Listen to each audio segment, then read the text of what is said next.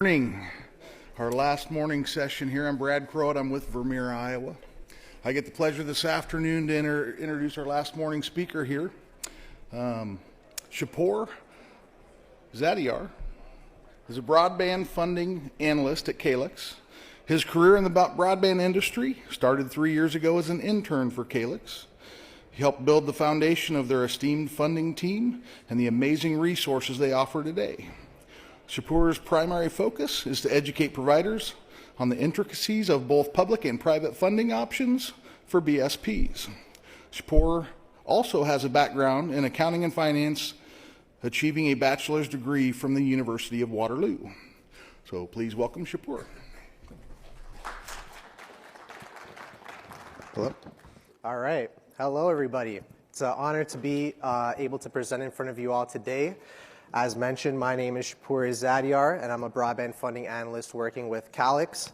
Now, some of you might be asking what a broadband funding analyst is. Well, there's really two parts to this conversation. There's the public side and the private side. So as mentioned, I am responsible for pretty much being as knowledgeable as I possibly can on all of the different public funding opportunities that are out there. So programs like RDOF, Reconnect, ARPA, and of course, BEAD coming up.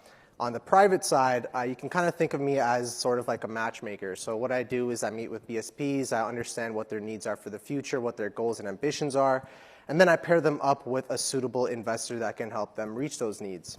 So I've been in the industry for about 3 years now, straight out of university, joined Calix, and been with them ever since. So, assuming you guys are all in the session, you pretty much know what the topic of discussion is going to be for today. But for those of you who wandered in and seen a funny-looking guy with braids on the stage, welcome. Today we're going to be talking about why fiber is the best choice for broadband funding. So, I got you guys for a total of 45 minutes today. So I'm aiming to speak for a little over 30 minutes and then leave some time at the end for some questions. So these are going to be the topics that we are going to be discussing today. So we're going to talk about what drives the need for reliable broadband, what are the different options for deploying broadband. Spoiler alert, I'm going to be prioritizing fiber. We're going to go into why fiber is the best option, take a look at some of the public funding programs that are out there. Then we're going to do a deep dive into BEAD specifically for Iowa. And then lastly, we're going to talk about some considerations of a hybrid model. Now, before I jump right into things, by a show of hands, how many of you see the upcoming BEAD fund in Iowa as an opportunity to expand your network? All right, not too many hands up, but hopefully by the end of this conversation, we should be able to see some more hands risen. All right, so moving on to what drives the need for reliable broadband. Now, I'm sure each and every one of you in the room probably has your own perspective as to what drives the need for broadband. But the story that really stuck out to me the most was the one where kids were actually camping outside of McDonald's during COVID to complete their education and join their class and continue on their studies. So I'm sure most of you guys are probably quite aware of this story, but for those of you who aren't, long story short, when COVID hit, obviously kids weren't allowed to go back to school. They had to continue on their education online. So those kids that live in rural America, they simply didn't have sufficient broadband speeds to even join their Zoom call and continue on their studies. So they pretty much had to travel to their nearest McDonald's, Dunkin' Donuts, or any sort of building that had some sort of public Wi-Fi and sit in those buildings and sit all day in their Zoom calls and pretty much try to do their studies and try to learn. So this story really resonated with me because as being a former student myself, I know the struggles that I went through to get through school, and I knew how tough it was to learn and educate myself. And I couldn't imagine how much more harder it would have been for these kids that were sitting in these areas, in these buildings, and simply didn't even have so many distractions around them and just didn't have the proper Wi-Fi to just work from home. I can only imagine how much harder it would have been for them. But this is only one of the use cases. The world is changing. COVID really opened the eyes for a lot of people, and it really revolutionized the way that we work and operate. So people are beginning to work from home. People are even doing virtual meetings with their doctors and getting diagnosed online. So the top three are kind of my main drivers for the need for reliable broadband, but again, we're all human, right? We all like our entertainment. As ashamed as I am to say, as a 23-year-old man here, I get the majority of my entertainment from the internet. I know it's a shame, but I enjoy regularly gaming, watching my favorite TV shows and movies online, and then also trying out the new experiences, the new technology and the new experiences that are out there. We all enjoy it, right? So it really drives the need for reliable internet. The simple fact is, broadband simply isn't a luxury anymore, but instead it's a basic human need that is crucial to their livelihoods, but not only the livelihoods of the people, but the livelihoods of the communities, the businesses in the areas, and so many more. Broadband has truly revolutionized the way we work, the way we learn, the way we communicate, and the way that we interact with others. So, what are the different options? Before I begin, I just want to say, while I'm not here to be the expert on the technical side of these technologies, I am simply speaking from my experience with meeting with hundreds of providers and my meetings with state officials as well. So, starting from the left to right, we have DSL, we have coax cable, we have wireless, and we have fiber. For those of you with a keen eye, we also have a little satellite at the top right. That's going to be a discussion for another day. We're going to let Elon Musk do his own little thing up there in space, but we're not going to talk about satellite for today. All right, so now what is the picture in the middle? The picture in the middle is a chasm to help represent the digital divide. COVID-19 really demonstrated that these technologies are simply not cutting it anymore. There was a clear digital divide, and we noticed this. So the technologies on the right are hopefully going to be those of the future that help us cross this divide. So starting from the left, we have DSL. It simply just doesn't cut it anymore. The connection is not reliable, the speeds are not great, and it's no longer sufficient to meet today's demand. Coax cable is not bad, it's a little bit better, but again, regardless, it's not future-proof, so why invest in a technology that's going to become obsolete very soon? And yeah, it just doesn't make sense. So moving on, we have a wireless internet. Wireless is becoming more and more popular as the days go by. The simple fact is, not everywhere, not all geographies are going to be applicable for fiber. It's just not going to be possible due to the ground or the climate, et cetera. So wireless can act as a great substitute for those extremely tough locations that are not possible to obviously be reached through physical cable. Now, we are left with fiber, the golden child. This is the technology that is not only can support today's needs, but is easily upgradable to meet the needs of the future. To substantiate what I said here, let's look at some statistics. So, right now, in 2023, 46% of American households had some sort of fiber internet to their locations. Now, this number is only going to increase. By 2026, it's expected that 74% of the total households in America are going to be connected to some fiber. So, we all know that the government likes fiber, people are building out fiber, but why is that? What's the reason behind fiber? So these are going to be the topics that I'm going to be covering today. We're going to look at speed and bandwidth. We're going to look at reliability. We're going to look at symmetrical speeds. And lastly, we're also going to dive a little bit deeper into the future proofing. So moving on to speed and bandwidth. So traditional internet sends electricity through copper wires to deliver data, right? Copper wires were initially implemented to deliver voice data over short distances. So as you can expect, it's not really that ideal for carrying or for transferring large amounts of data at high speeds. Fiber, on the other hand, sends out information at the speed of light, enabling large amounts of data to be traveled at very quickly and make it a much higher bandwidth. So with that higher bandwidth capabilities, we're looking at connection speeds of up to 100 gigabytes per second. That makes fiber up to 300 times faster than the other technologies, and it's a much better option.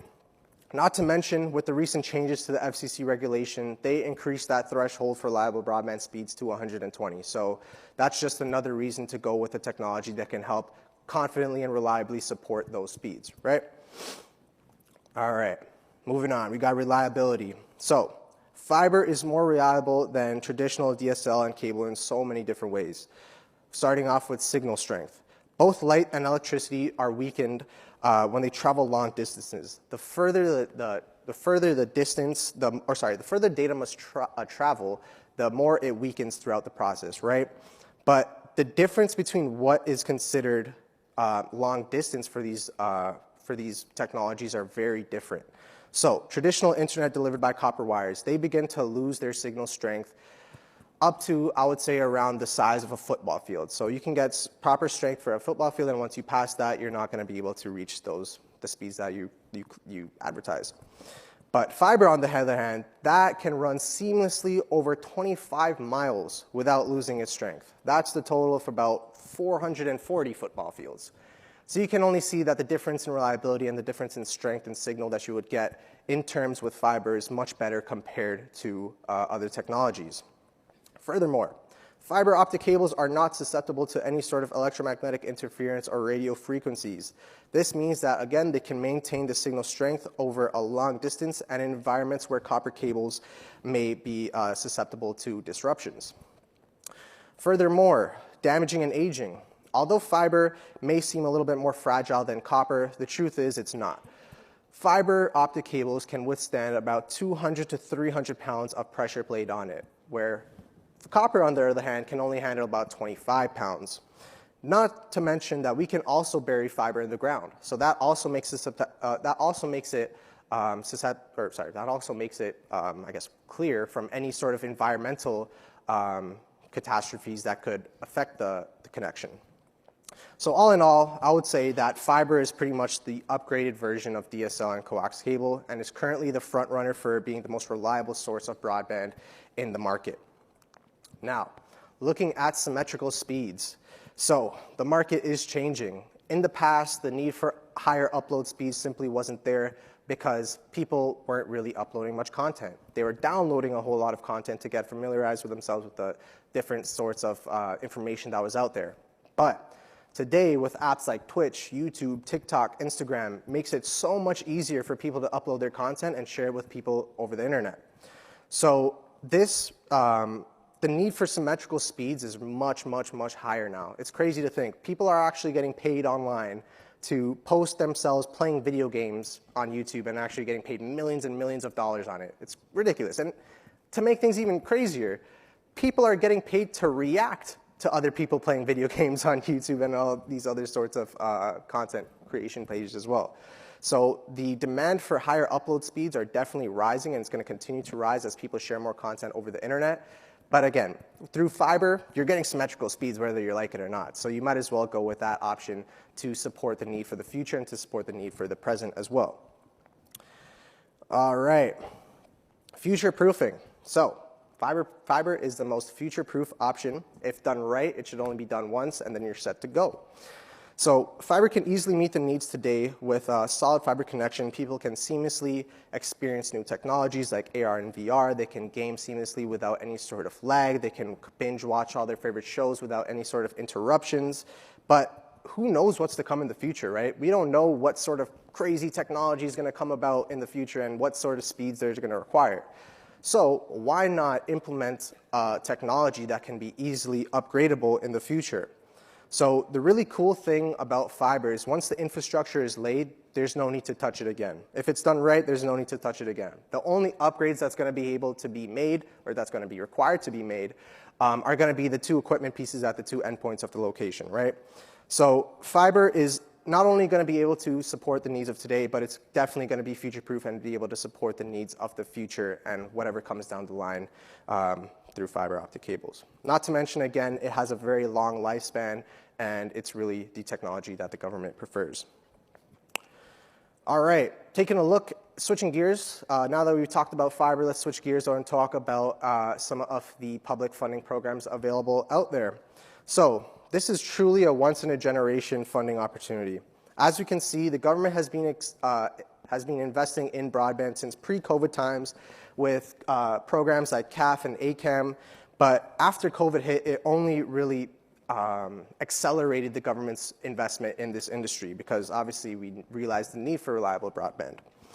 So now we have programs like ARPA, we have BEAD, we have Reconnect, we have tribal programs, we have so many other programs that help invest in the true broadband nature. So in my opinion, BEAD is the big pot of gold at the end of the rainbow that we've all been looking for. Now that it is in front of us, we really need to capitalize on this opportunity and pursue these funds because, I mean, at the end of the day, if you don't pursue the funds, your competition will, and that just enables them to have a better opportunity to overbuild your network and pretty much expand and grow more than you. So who knows what's to come into the future. We don't know if another funding opportunity like this is going to come up about again, so we might as well take advantage of it while it's in front of us today. All right, now on to the fun stuff. Let's do a high-level overview of this BEAD program. So the NTIA has distributed $42.5 billion across all 50 states and 6 territories based on the number of unserved and underserved locations. These locations were based on the FCC broadband map. Now, just a show of hands here, who here is familiar with the FCC map? All right. So everyone that put your hands up right now, correct me if I'm wrong, but please tell me if you don't agree with this. The FCC map is filled with mistakes. It is filled with overstatements. It's filled with just simply people overstating their capabilities, and it's not a true, accurate representation of where the unserved and underserved locations are. But not to worry, these should hopefully be covered during the state challenge period. I'm going to touch on that a little bit later, but just keep that in mind. Additionally, it's also important to include that a rule for this BEAD program is that no location can be previously funded twice. So if a particular location is receiving support from any of the previous funding programs like ARPA, CPFs, SLFRF, or Reconnect, or any of the other funds, you're not going to be able to pursue those funds for BEAD.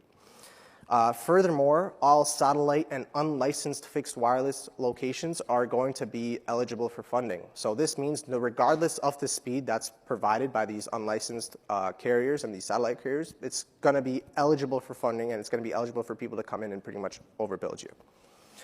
So furthermore, we all know, so fiber to the home projects are going to be given priority in the selection process. These are for just all the reasons that I mentioned before: speed, reliability, future-proofing, and symmetrical speeds. And lastly, non-traditional ISPs like electric co-ops, communities, tribals are also going to be given preference over traditional ISPs. So it's highly encouraged to review your state's initial proposal, Volume 1 and Volume 2. This is really going to be your go-to document to help you understand what's out there and how to be successful for this program. So for now, let's move on and look at a general timeline of how this BEAD program is going to work. So starting on the left side, we have June 30th, 2023. So on June 30th was when all of the states were allocated their total amount of funding based on the number of unserved and underserved. Iowa is going to be receiving $415 million, and they had to pretty much submit their initial proposal V1 and V2. I'm going to call them IPv1 and IPv2 moving forward. So they had to submit those by December 27th, 2023. Now,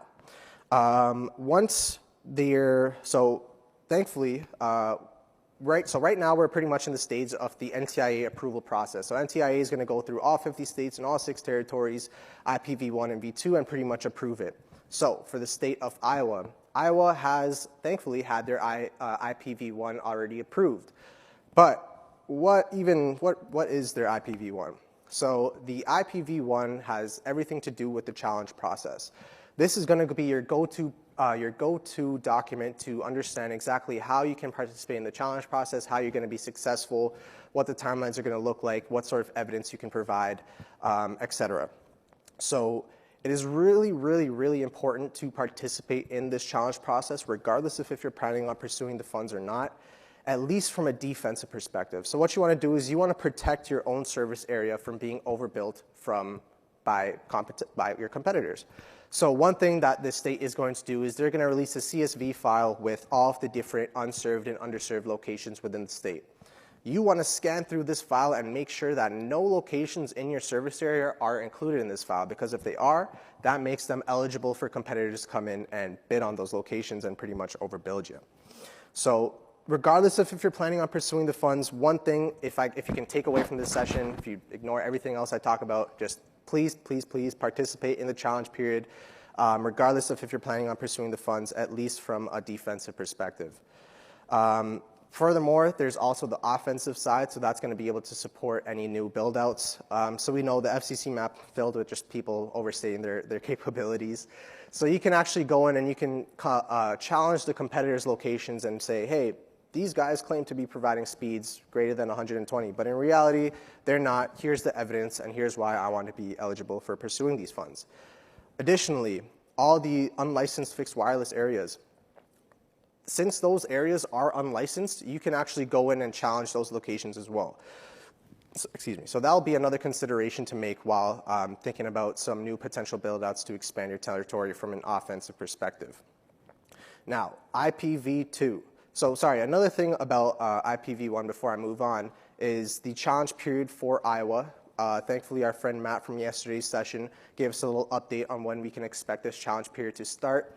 Unfortunately, he didn't have a date for us, but he did mention that 3 weeks prior to the start of this challenge period they're going to start hosting webinars and workshops to help you guys run through how exactly to participate in that challenge period. And one thing to note as well is you're going to also require a CostQuest Tier D license, so I would encourage you guys to get that license completely free of cost. Better to have it now so that you're prepared once the challenge period does start. But again, you can probably just wait for that 3-week workshop and webinar to consider that as well. All right, moving on to IPv2. IPv2 is essentially your go-to document for understanding exactly how the application process is going to work. So this is going to be the document that describes exactly what the criteria for applying is, what is eligible areas, what are the rules and regulations, what's the timeline going to look like. Really just a document that goes over all of the guidelines of the application process and how you guys can be successful. Now it's important to know, once IPv2 is approved by the NTIA, that state is going to have a 1-year timer to submit their final proposal. What their final proposal is it's pretty much just a document listing out all of the different awardees and pretty much just letting the feds know that how they connected 100% of their citizens. So right now, majority of the states, there's only one state that has their IPv2 approved, and that's Louisiana.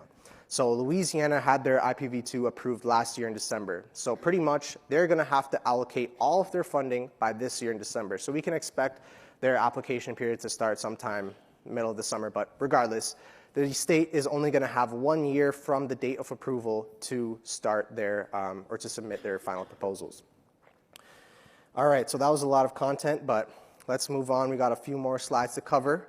So last but not least, I want to talk about some considerations for a hybrid model. So the simple fact is, again, all locations are not going to be financially feasible to deploy fiber. Some locations are going to be way more expensive to deploy fiber over wireless, and truly wireless, it could be the only option. So yesterday I learned that Iowa is very farm-heavy state. So obviously in the farms, you're not going to be able to pull fiber on and connect it to your tractor, right? So you're going to have to deploy some sort of wireless internet to reach those farms and reach the smart agriculture people. And man, by deploying a mix of fiber and wireless, you're really enabling your company to reach those extremely rural locations and connect the households that truly need it. Iowa's been a really good front runner in this sense of public funding. They've had 8 previous NOFOs in the past. So as you can assume, all of the low-hanging fruit is probably already picked by now. So what's left is those extremely high-cost locations and those extremely tough topography locations that are very rural and that may not be easily be able to be reached. So by implementing some fixed wireless into your network, you can reach those locations and really connect the people that truly need it. So something that resonated with me from yesterday's one of yesterday's meetings was it's so crazy to see the appreciation that people have that previously didn't have reliable access to when they actually get served. Their appreciation just through the roof. They are so grateful and it truly changes their lives. So by reaching those locations, it really gives you the chance to help your community and help those people that are truly in need. Not to mention the state's goal is to get 100% of the locations met, so they're going to have to deploy some sort of technology out there, so it might as well be you guys.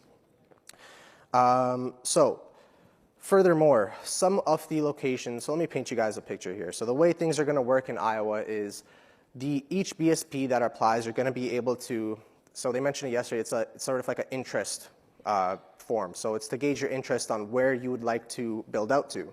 So each state, say I'm provider A, I'm provider B, right? I'm provider A and I demonstrated that I'm interested in providing service to this little cluster here. I'm provider B and I want to serve to this little cluster here. But what about all of these locations in the middle? Who's going to serve those guys? So what the state is going to do is they're actually going to come back to the two providers that are in those states, and they're going to negotiate with them. They're going to talk to them and be like, hey, what is it going to take for you guys to reach those locations and connect these locations that are in the middle?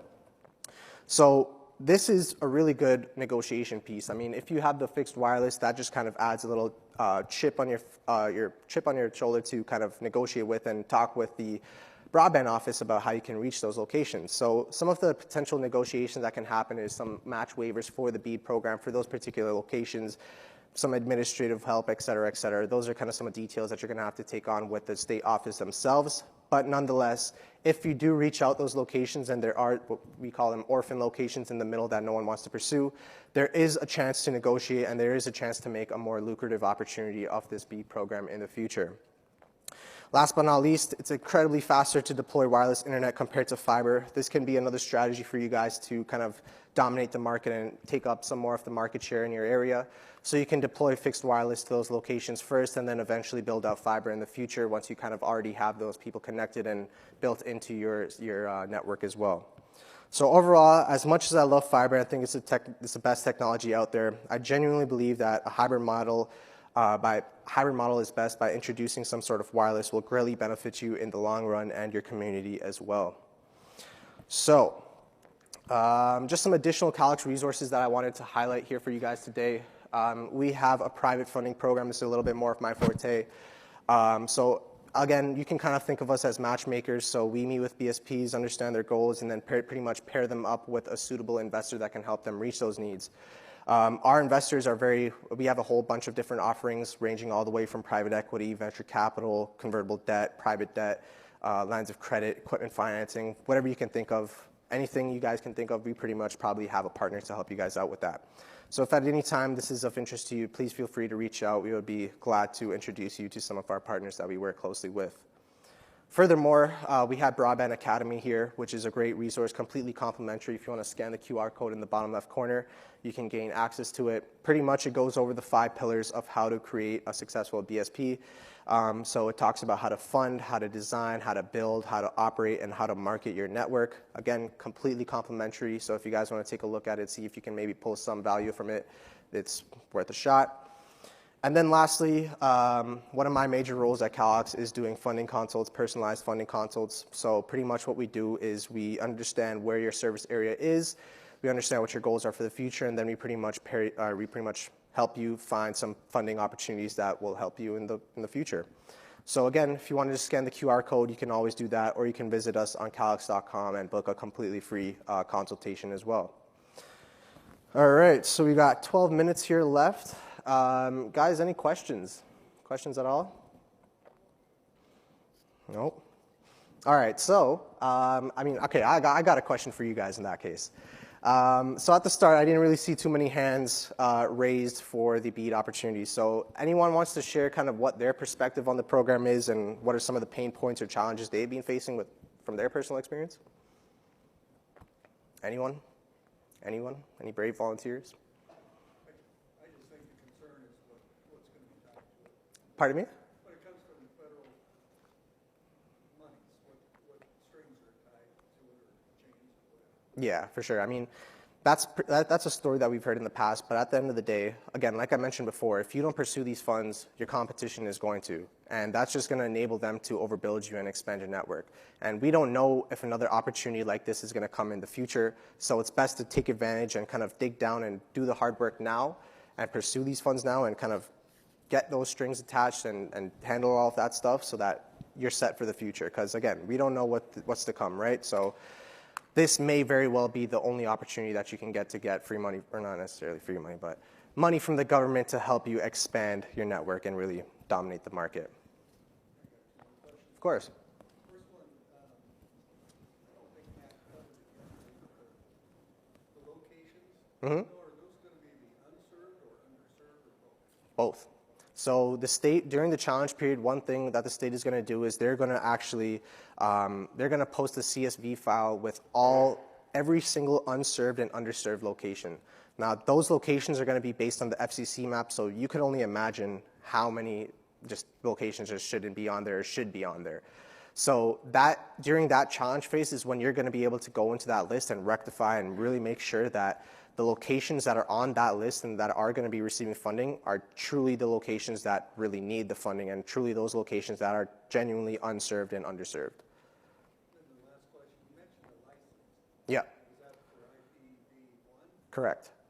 So it's a CostQuest Tier D license. That's going to be the license that you need to see the fabric data.